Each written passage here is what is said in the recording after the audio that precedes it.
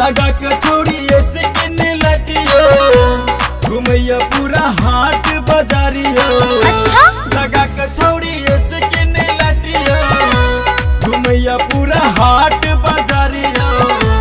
मारिया छौरा सबके जानियो फैशन का कचौरी चकाचक लागैया हाट बाजार पर हिट करैया।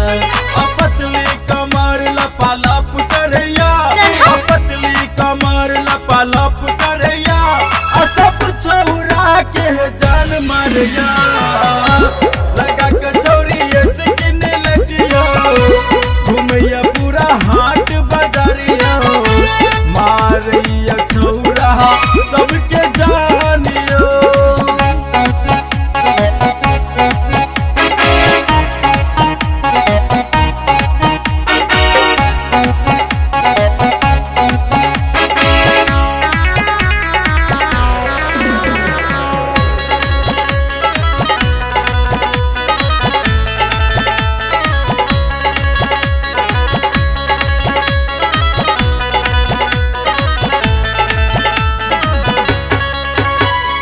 फुलल फुलल गाल आलू चॉप लागैया होठ लाल टमाटर जेना टॉप लागैया।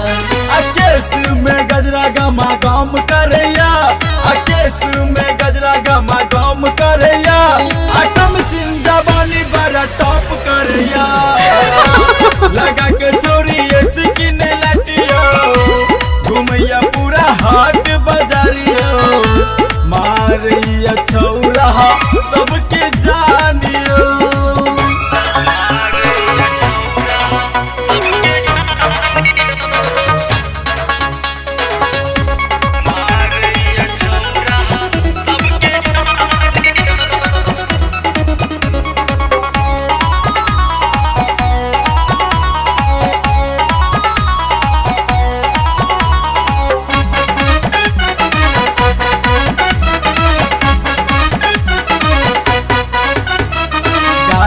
के दिलवा बवाल करैया आँख के कजरा हलाल करैया। क्या बोला रे? मुस्की में जादू छुपा के रखैया। अच्छा?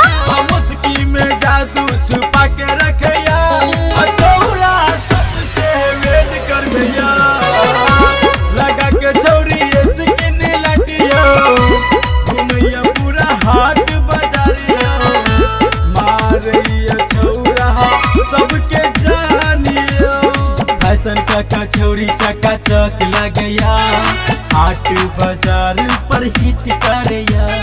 पतली कमर लपालप करैया पतली कमर लपालप करैया सब छौरा के जान मारैया। लगा के छौरी ऐसे किन्ने लटियो घुमैया पूरा हाट बाजारिया। मारैया छौरा सबके जानियो। अगर आप भी चाहते हैं संगम मैथिली के वीडियो आप तक पहुंचे तो आप संगम मैथिली चैनल को सब्सक्राइब करें और बेल आइकन को दबाना ना भूलें।